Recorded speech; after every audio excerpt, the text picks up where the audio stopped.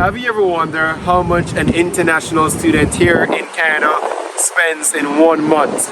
Hey guys, welcome back to another video. You know it's Urain here, and today I'm gonna be providing information as it relates to how much an international student is estimated to spend for 1 month living in Edmonton, Canada. I can't speak for other provinces, but I can speak for Edmonton, and this is only a rough estimate.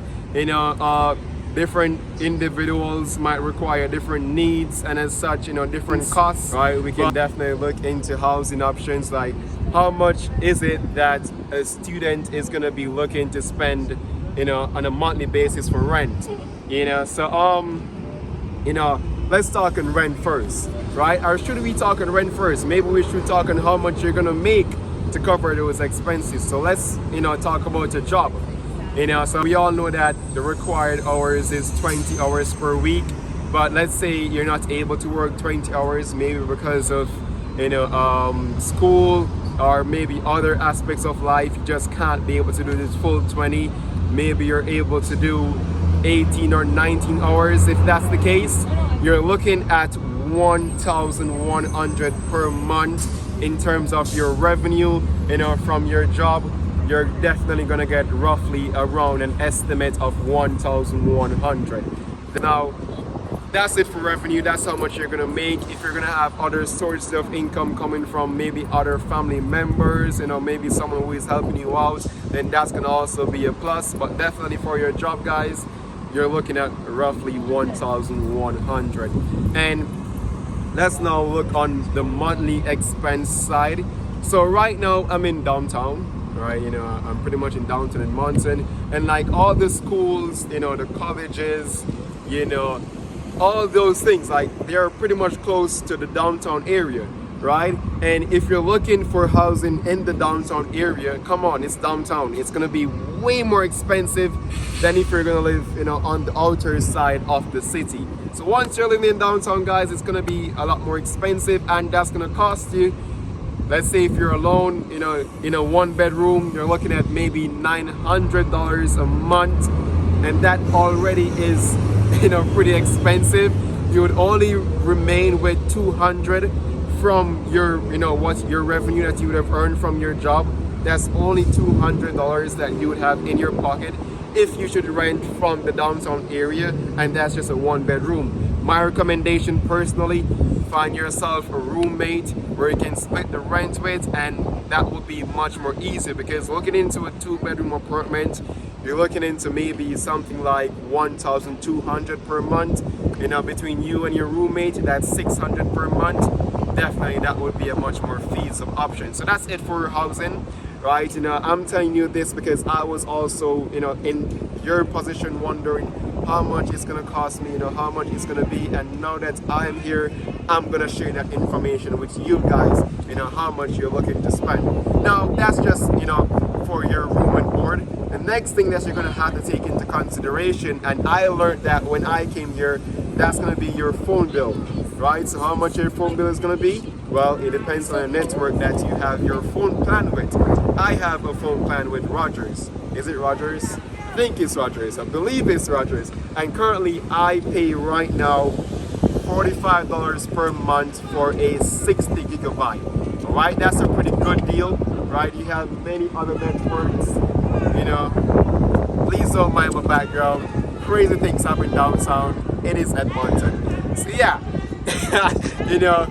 yeah, so we have phone bill, we have rent. You're also gonna need to eat food to sustain yourself, to sustain your brain, to keep yourself going. So you're gonna need weekly grocery of maybe $60. That's what I spend at least. I'm not sure what your needs are gonna be, but for my weekly grocery, it is $60. All right, so if you're a person that eats a lot, you need to eat right through the day, it's gonna be more. But if you're a person that can focus, in school, you can focus while you're at work, and don't really need to eat around the clock, then yeah, you can spend less on grocery. But for me, it's $60 per week. 6 times 4, that's $240 for the month in grocery shopping. Right, so we got what? $240 for grocery shopping. We also have for rent, we're gonna have maybe 600 if you're gonna split between you and a roommate, as well as your phone bill. That's gonna be what? How much is your phone bill gonna be now? I said $60. Yeah. So I'm kind of getting distracted by the person in the background. What's happening in my background? Let me check. Oh, so you're gone now. So yeah, that's it. So we covered your rent options, we covered phone costs, as well as we covered the grocery. So what else you might need? Definitely set aside at least $100 per month for miscellaneous expenses.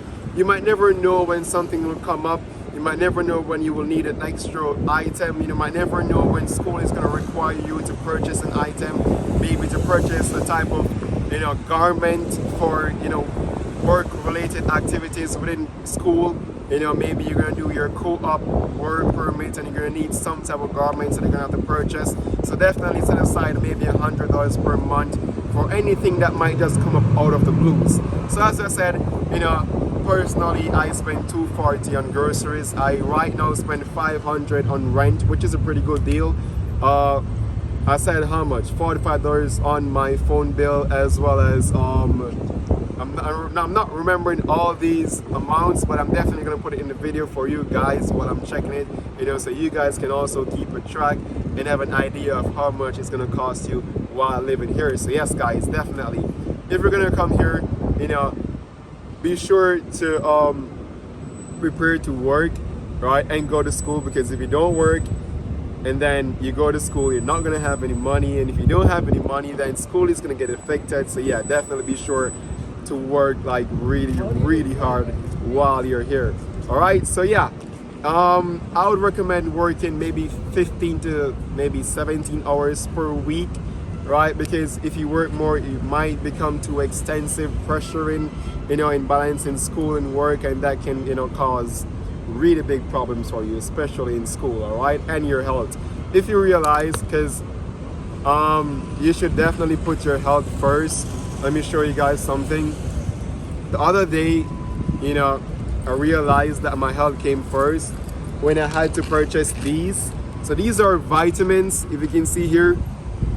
So yeah, those are vitamins here, and I had to buy them because I realized, I was in class and it's like my brain was starting to freeze up.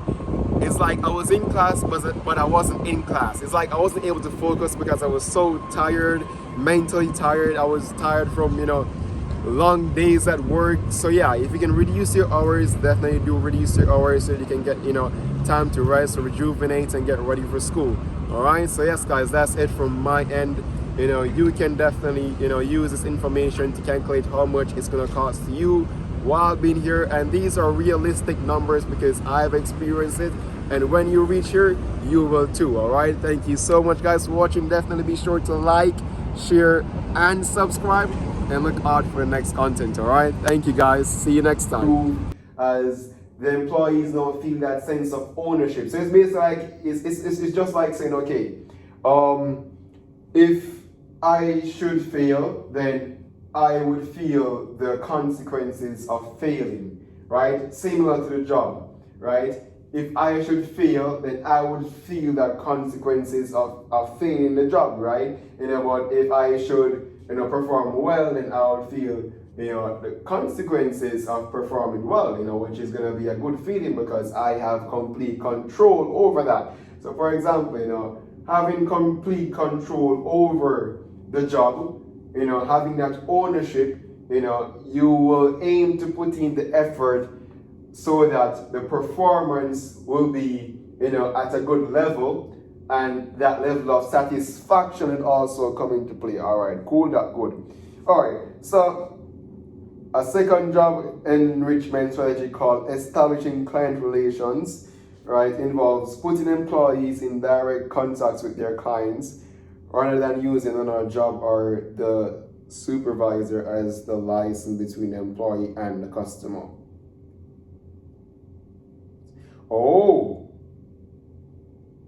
all right. So another strategy in the job enrichment is where we put the employees with their clients. You get me? I say, like, we put the employees with their clients, right?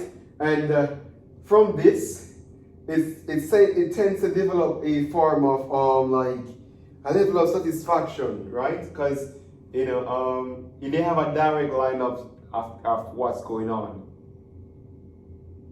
Right, yeah. So we'll say, okay, they see what is going on between their work and to their consumers, right? To the customers. You get me? So that they get to see what's happening. Do the customers appreciate their work? Do the customers do not appreciate their work? Do the employee need to improve their work so the customer will be able to appreciate their work? Yeah. Right, so another one is establishing relationships among the clients, right? Establishing relationships among clients. Well done.